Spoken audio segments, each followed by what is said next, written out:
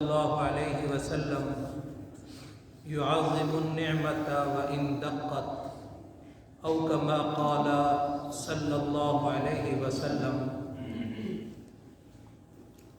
اللہ کے نبی صلی اللہ علیہ وسلم مع شیخین یعنی حضرت ابو بکر صدیق اور عمر فاروق کے ساتھ آقا علیہ السلام ایک دفعہ ابو الہیثم رضی اللہ تعالی عنہ کے گھر میں تشریف لے گئے۔ دروازے پہ دستک دی تو اندر ان کی زوجہ محترمہ نے آقا علیہ السلام سے عرض کی ابو الہیثم تو گھر میں نہیں ہے، وہ پانی لینے کے لیے گیا ہے۔ ابھی یہ بات ہو رہی تھی، ادھر سے ابو الہیثم رضی اللہ تعالی عنہ بھی تشریف لے آئے۔ انہوں نے غیر متوقع طور پر آقا علیہ السلام کو جب دیکھا تو بڑے خوش ہو گئے کہ آقا علیہ السلام ان کے گھر میں تشریف لے آئے۔ تو وہ چٹائی لی اور اس چٹائی کو لے کے باغ میں بچھایا اور آپ صلی اللہ علیہ وسلم اس پہ بیٹھے۔ پانی تو وہ ٹھنڈا لے کے آیا تھا اور پھر کھجوریں تازہ تازہ توڑ کے آقا علیہ السلام کو دی۔ آقا علیہ السلام نے کھجوریں تناول فرمائی، پانی نوش فرمایا اور پھر آقا علیہ السلام نے فرمایا ھذا والذی نفسی بیدہ من النعیم الذی تساءلون عنہ یوم القیامہ، قسم ہے اس ذات پاک کی جس کے قبضہ قدرت میں محمد کی جان ہے، ان نعمتوں کے بارے میں کل قیامت کے دن سوال ہوگا۔ ظل بارد، ٹھنڈا ٹھنڈا سایہ، ورطب طیب، تازہ تازہ کھجوریں، وماء بارد، ٹھنڈا ٹھنڈا پانی۔ حالانکہ میرے آقا علیہ السلام کو تو کئی کئی دن کا فاقہ کرنا پڑتا، آج مل گیا ہے تو ان کو کھانے کے بعد آپ صلی اللہ علیہ وسلم غمگین ہو گئے اور کہنے لگے کہ ان نعمتوں کے بارے میں کل قیامت کے دن سوال ہوگا۔ ذرا ہم بھی سوچیں کتنی نعمتیں روزانہ استعمال کرتے ہیں اور شکر بھی ادا نہیں کرتے، اور اب کبھی اللہ تبارک و تعالیٰ کی تعریف بھی نہیں ہوتی۔ یہ کئی دنوں کے بعد یہ کھجوریں کھانے کا موقع ملا تو پھر آقا علیہ السلام نے آگے آیت تلاوت کی ثم لتسألن یومئذ عن النعیم، ثم لتسألن یومئذ عن النعیم، پھر تم سے سوال کیا جائے گا ان نعمتوں کے بارے میں کہ تم نے ان کی قدر کی ہے کہ نہیں کی۔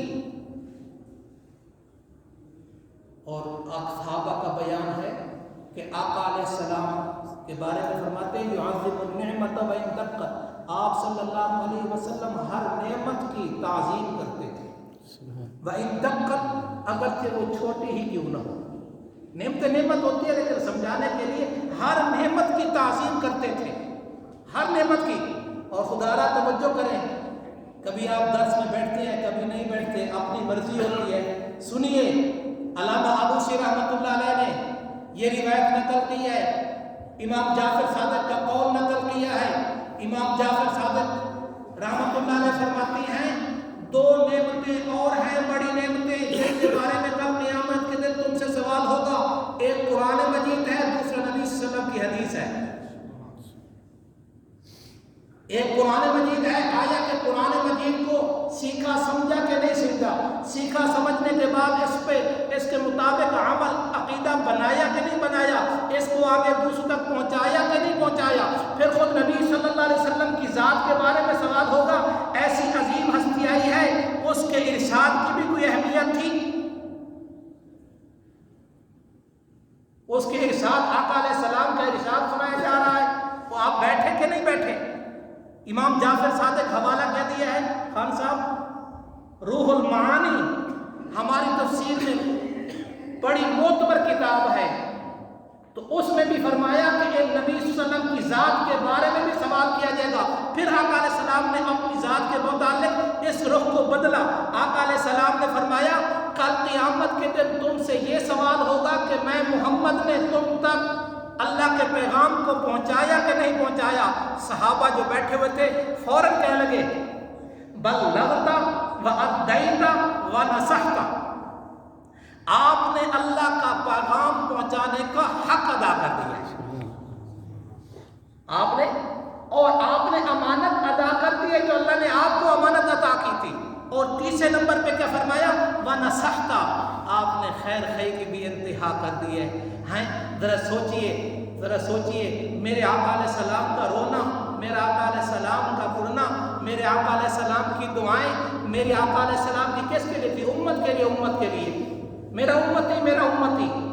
اور اللہ رب العزت تسلیاں دے رہا ہے، میرے پیغمبر آپ اپنی امت کے بارے میں غمگین نہ ہو، ہم آپ کو آپ کی امت کے بارے میں پریشان نہیں کریں گے، ہم آپ کو راضی کریں گے۔